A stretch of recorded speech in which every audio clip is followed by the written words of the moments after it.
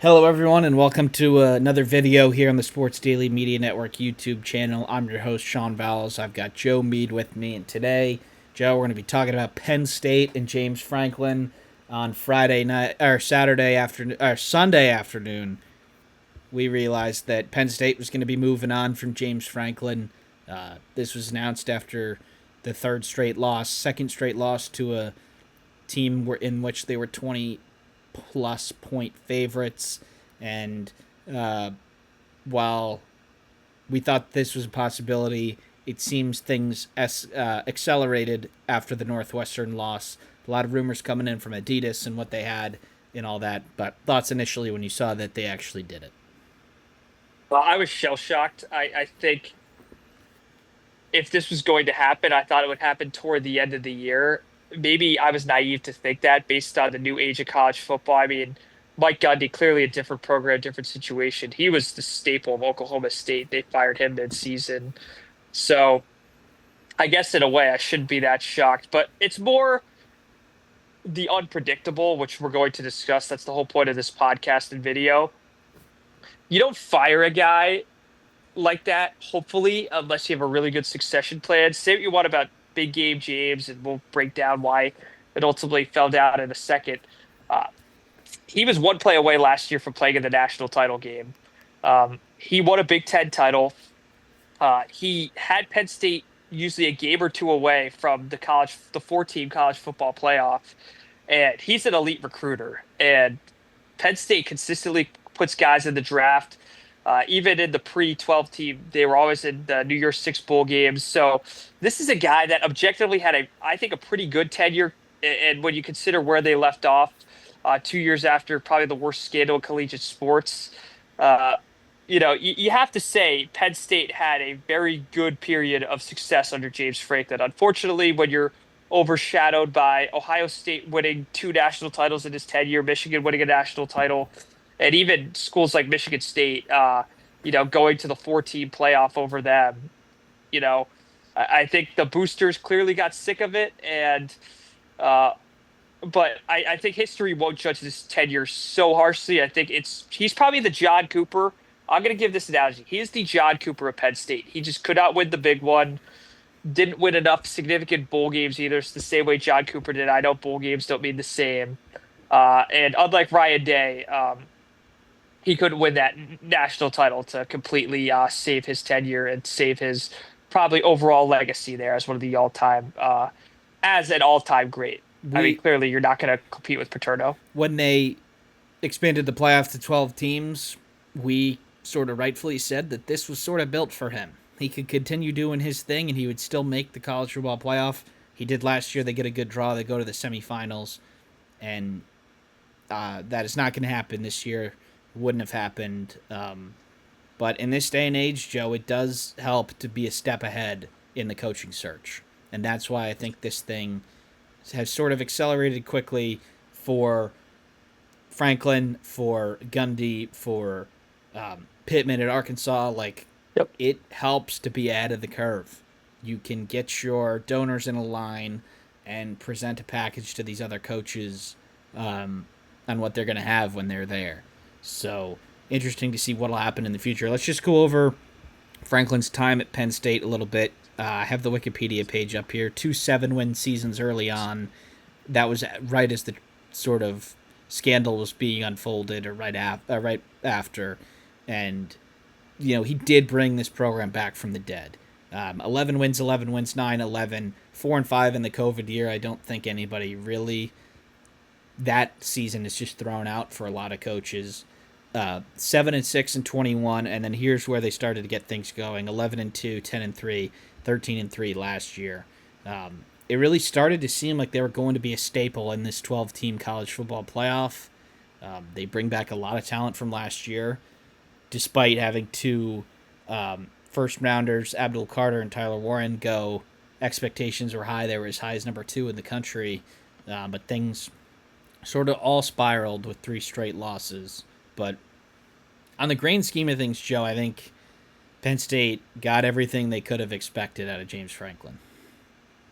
I think so. I think if I kind of recapped the tenure. I think if I could attribute his failure or why he's no longer the head coach, it's probably two reasons. The big game record is what it is. We It's don't need to bad. get into the, it's very bad. There's been certain games where the game plan was so inferior to the other teams. Ones that come to mind are 2018 Ohio State, where Trace McSorley is rocking. The 4th and 5, they run right into Chase Young on a run play. They take the ball out of his hands. 2017 Ohio State, I think they completely mismanaged a 3-score lead in the second half. 2023 Michigan, 21 Michigan. I know in 21 it wouldn't have made a difference, but the two fake punt field goals, that's not going to happen twice. And then 23 Michigan, you kind of allowed a novice head coach to run the ball on you the entire second half because your offense was so putrid and you didn't make adjustments. And um, I think some of his frustration after those games, this is a guy who really cared. You saw him lash out at some of the fans after. I don't think that indicates he's a bad guy. I think it indicates he really did care. He's a PA native. I don't think his desire should be questioned. I think the what I'll expand on right here is poor coordinator hires throughout. I think defensively, he's the last two of the three were very good. Manny Diaz clearly a fantastic hire, and so too was Tim Allen, sorry, Tom Allen, and along with Brett Pry and some of the guys who've got on, Coach Poindexter, he was really good at the defense, but the offense was his downfall. Um, Even Andy Kolnicki, I thought ultimately pretty successful, but what led to this year's downfall, and I said this in one of our recap videos, with Kolnicki's gimmicky offense, and then you hire Jim Knowles, who is a fantastic defensive coordinator, seasoned.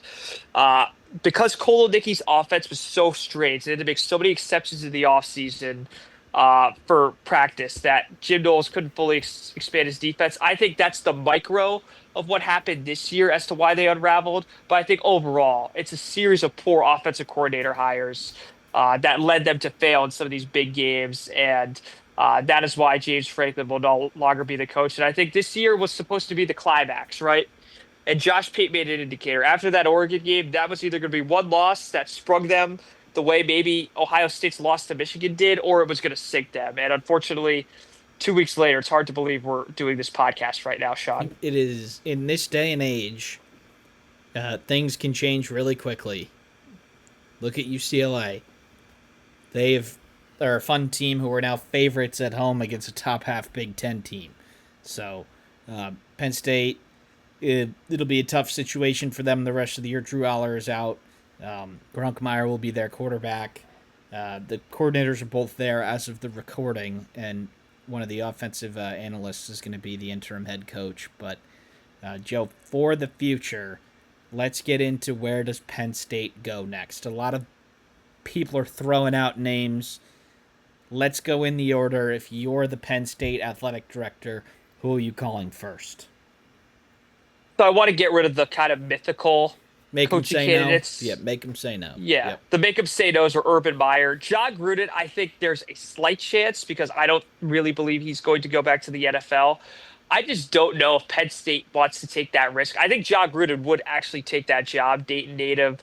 In his yearbook, he actually said he'd love to be the head coach at the University of Michigan. So a very There, similar type job. there's SEC teams who are reportedly calling him too, and Yeah. you'd have to look at it as sort of the CEO model that Brett Bielema, Deion Sanders do, where like the nitty gritty X's and O's are more their speed, and they're having like the assistants are helping with sort of the off the field stuff that run the team. Like Dion is very much the spokesperson at Colorado, where he is sort of a celebrity. But and Bielema too. Bielema is a CEO. I think that's what Gruden would have to do in college anywhere. And the way college sports are set up, it's way easier to do that than in the past. But I think on the list, I think we're going to get far down until somebody says yes, but keep going. Kurt Signetti, you throw out, oh, the PA native, blah blah. We could discuss his success all day long. Let's not do that. I'm just looking at this optically.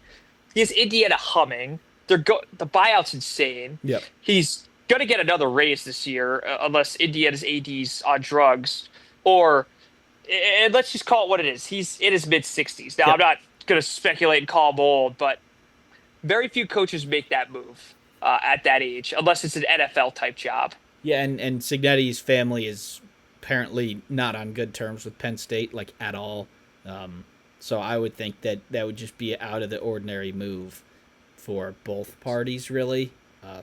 In in this day and age, I'm not sure that Indiana can't match anything that Penn State is offering, which would certainly I hopefully rule him out. But let's keep going down the list, Joe. And once we get to, I think we're getting into the slightly more realistic category now. Pete Nakos from On3 released his hot board earlier today. Signetti is on there, but there are a couple of other current coaches who are on this list that I think might say yes, and one that's been in the news the most today, we're recording this on Monday night, is Matt Rule of Nebraska. Talk me through why they might be thinking Matt Rule.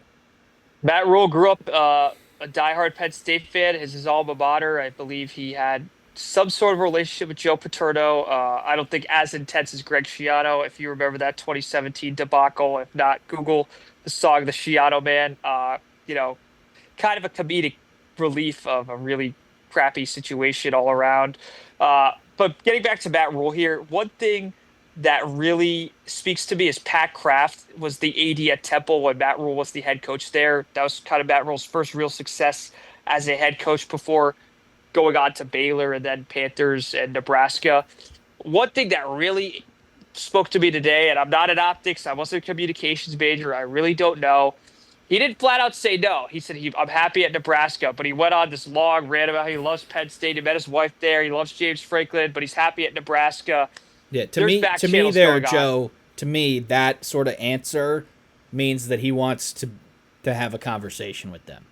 That was sort of like an open like that was saying to me I want to be involved in the process. Maybe he doesn't end up saying yes in the end, but that was a really odd answer, especially considering we're not even towards the end of the year where some of the, if you have a a Tulane like John Sumrall, he's been asked these questions all year.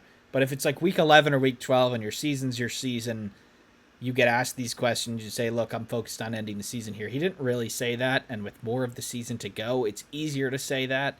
So to me, that was just a very odd answer, and usually where there's smoke, there's fire. I think Penn State is he's certainly going to be involved in the process there, and I think he would say yes. I think he would say yes. And to me, that indicates back channels are going on. Yeah. Now, the real question is, would he bring Dylan Raiola with him in terms of the immediate future? I would guess no. I think Raiola's family history with Nebraska, the NIL package, and kind of the overall momentum they have. I mean, clearly this could change based on how their season goes. But if the betting favorite right now is Matt Rule, I don't think there's any way around it. And if he says, I mean, he won't say no. If he's not hired, you know, there was no doubt in my mind that conversations have taken place or will take place. So let's call that what it is. Sean, do you want to break down some of the other candidates Yes. before I mention some more? Yes, but one more, Joe. Franklin couldn't win the big game. Rule and Nebraska haven't beaten a ranked team in forever. No. So what, to me, is different there? I think a lot of people are attaching the quarterback to him. And is that a selling point in the interview process? If Matt Rule can say that I'm definitely bringing Dylan Raiola, I think it is. But if he's not able to deliver on that, I think that does seriously hurt his chances. So it seems like that is the hot name right now. Certainly things change in months. We won't know the answer to this question for months, but it seems like if I had to guess right now, I think it'll be Matt Rule. But other names, Joe, within the sport, we've got Matt Campbell at Iowa State. Things are going pretty well there. Eli Drinkwitz at Missouri is somebody who's certainly going to jump up this year, whether it's to Penn State or a high-profile SEC job. We already have one open in Arkansas. We have UCLA open in the Big Ten. Potentially Wisconsin. Florida could potentially come open. There's a lot of options that still could, if Florida comes open, Penn State's not the biggest job on the market anymore. No. So maybe this is another reason why Penn State wanted to get ahead of it. We think at this point Billy Napier is going to be fired at Florida, but if they can strike first, maybe they do get the biggest name. But talk me through Campbell and Drinkwitz and whether you think there might be a fit there. I don't think Drinkowitz would be a fit. I don't think that necessarily he'd do bad at all. I just don't find that Penn State has many back channels or connections to him. Uh, Pat Kraft might have a mutual, but I don't think anything substantial. I think Matt Campbell's been the most popular name. I know a lot of people are red flag that after the Jets coaching search, Iowa State's kind of got up and down, but I think you have to take Iowa State for what it is. They're historically an awful, terrible football program, and he constantly has them overachieving. In fact, the fact that 7 to 8 win seasons is underachieving for them kind of speaks to how much he's elevated that program. He's put plenty of guys in the NFL as well. I think he's a pretty safe option along with Matt Rule in terms of I don't think they're going to enter a phase that Texas, Nebraska, and Michigan did post like Pelini, post Mac Brown, post Lloyd Carr, that all those three blue bloods did. Um, I think some of the more interesting candidates, Sean, are Jed Fish. I think he's kind of traveled all around the country, Jaguars, Michigan, more of a West Coast guy now, but I think if he definitely wants to make the jump outside of Michigan coming open, I think this would be the only job that he might jump to in the conference. I still think he is a really good at Washington. Maybe it's also a package thing with him, but I don't believe he's high on their list just because of the low connection. The only other name I could potentially see, I think Dan Mullen is completely unrealistic based on his unwillingness to recruit and kind of how that ended at Florida. One other possible name is Brian Kelly if he wants it out at LSU. I I think still don't think LSU that's would go for that if you wanted to leave. yeah, but I don't think Penn State would Yeah. be dying to get him. And frankly, what's materially different about him than Franklin? I know he's beaten Nick Saban at LSU. I know he elevated Notre Dame, but to me, all I'm going to say is this. If they end up hiring Matt Rule or Matt Campbell, I think those are two good, solid football coaches that my bets are Penn State wouldn't be bad. I'm hard pressed to believe that they would pay out the 50 million just to get someone who Yeah. materially is the same thing. I think Because those Pat Kraft, coaches have buyouts too, so you're thinking of yeah, paying that could be 70 to 80 million for the combined. same person. Yep. Yeah. And Pat Kraft is playing a very dangerous game. If he doesn't, unless I don't know something, which is very possible I don't, outside of Signetti, Urban, or Gruden, I would be stunned if like a Lane Kiffin, Lincoln Riley, anyone like that jumped here. I really would be. So he has to be. He is playing with fire, and here's the problem. This is high stakes roulette. You could either be a completely elevated program, you could be the same, but what's a very real possibility, and don't think it can't happen to Penn State, Sean. It happened to my program. It happened to Texas. Happened to Nebraska. Nebraska. Happened to Florida. It's actually happened to every program outside of Alabama and Ohio State in our lifetime. You can go through dark years. It is very possible. Um, Look at Florida. They have plenty of support there right now. Look at Texas pre-Sarkisian. I know it's the NIL era. Trust me, you can go through it. So don't play with fire. Make the right choice. And I really hope they thought this through. That's all I'm going to say. And I think there's a couple other names we can go over, Joe. One is Kenny Dillingham from Arizona State. I think he may be a bigger candidate for UCLA. He also has a quarterback that he could bring over in Sam Levitt, but he is a young guy who seems like he's pretty content with running the Big 12 down there in Arizona. They could go to Manny Diaz at Duke, former coordinator. I wouldn't say he's done amazing at Duke, but pretty good, all things considered, in the ACC. And But then, also he has the Miami failure yes, shot. So I don't think I think yeah. he's red flag because of that. So on the other hand, you have, I'm going to call it like a Calipari move, right? A lateral move on another relationship that probably needs to end for both parties. Now, Brian Kelly would qualify for that, but I don't think it'll happen. But what about Clemson, Dabo Swinney? Both parties might be looking for an out for him there, and if Penn State were to call him, I don't he might relish the new challenge. But I think we could see something like that, like another really good coach where the relationship is starting to sour, like John Calipari leaving Kentucky for Arkansas. Do you think that is something that Penn State might be interested in? Now, the Brian Kelly, Dabo Swinney bucket, I think Kalen DeBoer has, for now, quieted the doubters at Alabama. They might be the best team in the SEC, so I think the carousel that could have happened if Alabama opened might be avoided. But what do you think about Penn State potentially going that route? I don't find it likely. I think that's more a college basketball thing, especially if you can't bring a quarterback with you or another instant impact starter. Because year one, as we're seeing, especially with the way Cignetti set the curve, is making these uh I guess these year 1 to 3 tenures a lot more scrutinized than they used to be with the NIL era. One other name, shot. This isn't a lateral move. Clark Lee. Yep. The Do they go to only the same well issue that they went last time? the only issue with this is exactly what you mentioned, the same well. I think he's done a great job at Vanderbilt, but our Penn State, can they really get the entire fan base and all the boosters behind that? I don't know. I think the three guys that could do it, unify the entire fan base and boosters, are Urban, not going to happen. Gruden, very unlikely to happen. Cignetti, financially way too expensive, and I really doubt it. So another name that I want to say, Joe, who's been sort of involved in every like medium Power Five list. Now Penn State's above medium, but what about Jeff Mhm. Monken from Army? He's done some great things there in the past. Obviously, completely different situation. Hasn't touched NIL. Recruiting actually has been pretty solid there at Army. He's had some good teams recently. They've done well in the American. If we go through this whole list, Joe, and everybody says no, where it becomes a young hotshot coordinator who they can strike on like a Dan Lanning was back in the day, or a proven winner. Um, I think Munkin might be on the list here. I think he's a fine head coach. I just think Penn State fans would not react well to that. And um, Yeah. I think outside of an NFL coordinator hire, which I'm not really seeing guys, like I don't think Cliff Kingsbury, for example, is going to be dying to go back to college with the current situation. You're not going to get a Chip Kelly.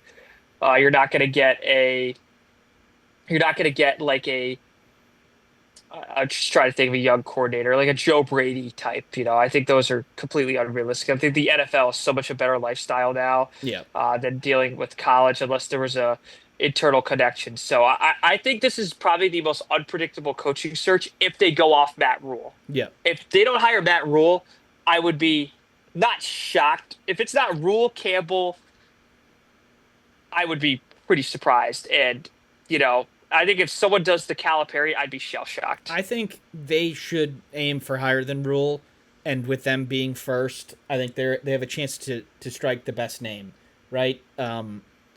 But we need to see the whole picture, right? Florida will open, Wisconsin will probably open. If Florida opens and Kiffin goes to Florida, Ole Miss opens. So I think we need to see the full picture here before we really see who Penn State gets. Um, Billy Napier backdoored away to save his job last year. Could he do it again? Maybe, but um, I think Penn State's certainly hoping that he does, because they are clearly the number one opening right now, and that is the only one within reason at this point um, that could drop them to number two. But prediction right now, Joe, it has to be Rule, right? Yeah, my prediction's Matt Rule. Backup option would be Matt Campbell, and then I'll want your shot. I'd say the complete dark horse in this coaching search. Who's yours before I give mine? The dark horse for me, I think I mentioned them all already, but I think Summerall's probably going to the SEC, but maybe another job doesn't open there and Summerall goes up from Tulane. That would be my dark horse. All right, Sean, my dark horse. Get ready for this. Matt Patricia, Yeah, well, Ohio State defensive coordinator, failed NFL head coach, but trust me, as a coordinator, he's done very well. And I don't know if the fan base would love it, but I think enough of the boosters could justify it. And sticking it to Ohio State is something Penn State would like to do. So I think if they could hire a Matt Patricia type, that would be my dark horse, Matt Patricia. I think Lashley from SMU is also another option. I don't know if Penn State goes the coordinator route.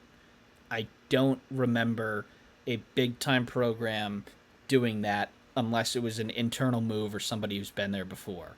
Florida Um, did with Muschamp from Texas. but it Clearly, didn't. that didn't work Yeah. well. Yeah, So look, Patricia's not just any coordinator, right? yeah. He might be one of the best coordinators in all of football, pro or Mhm. college. So, but yeah, it is still an open book. Obviously, a legit 10 names as of now that we could see going there, maybe more if they go into the coordinator bucket. But Joe, will end this video with James Franklin. I think he's going to be called very quickly. There is a opening at Virginia Tech already. There's going to be more openings likely. I think James Franklin gets hired relatively quickly once we get into the carousel in December. Um, I think he gets hired relatively called relatively quickly. I think Jimmy Sexton being his agent, look him up. He's a prominent SEC coach football agent. Franklin's going to have his pickings. Yep.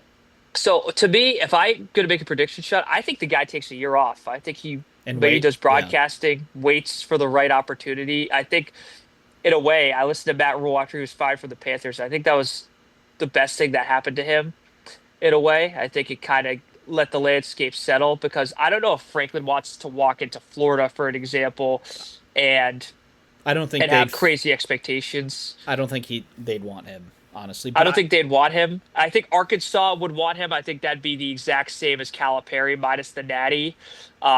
Arkansas with all that money and all that investment and pretty reasonable expectations for now, in the I think SEC, would be yeah. interesting in the SEC. I think would be very interesting considering his pedigree at Vanderbilt. But um, one underrated landing spot, Sean, maybe a Michigan State or Wisconsin. Yeah. If they want to move on, Franklin's recruited Michigan very well. He's recruited Ohio very well, and I think that's when Michigan State's been very good. But under the D'Antonio years, even going back to the Perlis years, they've had success when they've recruited those areas prominently well. So maybe he takes a step down job, not necessarily a bad job, a step down job. I think that's also possible. I think with him sort of being fired so early, I think that lessens the chance that he takes a year off. He doesn't seem like somebody who would want to do that. Maybe he does, but if I had a prediction right now, Joe, I think that Lane Kiffin goes to Florida and James Franklin is the new coach at Ole Miss. Whoa, I completely disagree. I think I don't know who's going to go to Florida. Um, I think Kiffin stays at Ole Miss. If he has to go anywhere, I'm going to put money on Arkansas. I think Yep. Arkansas is a cash cow. I think Arkansas and Texas Tech, like we've said on our basketball podcasts, are kind of just this untapped, like diamond in the roughs that like haven't been dug out yet. But once you do, like man, and you see it with Texas Tech right now. You see it with their basketball program. Arkansas, you're seeing remnants of it, and I think those two schools are making moves. I think Franklin would be the exact guy they could get behind at Arkansas. I think Virginia Tech has probably already called him. I think they'd love to hire him. I would think Franklin will at least wait to see who else opens. I think Wisconsin will call him if that opens. I think he would do a good job there. But he's definitely going to have his choice. Like if he is not coaching next year, it's going to be because he doesn't want to, not because there were no options. But I think we could see a little bit of a carousel, as it says. Wouldn't be surprised if he ends up in the SEC because, Kiffin could go, Drinkwitz could go from Missouri. Maybe he goes there. I know they're in the SEC, but that's pretty much Midwest in terms of recruiting and all that. But this could go a ton of different ways. I would think he probably does go. And obviously the hot take is he'll be at Ole Miss next year, which, in all things considered, might not be the worst situation for them if they do lose Kiffin. So, thank you everybody for tuning into this video, and we'll see you next time.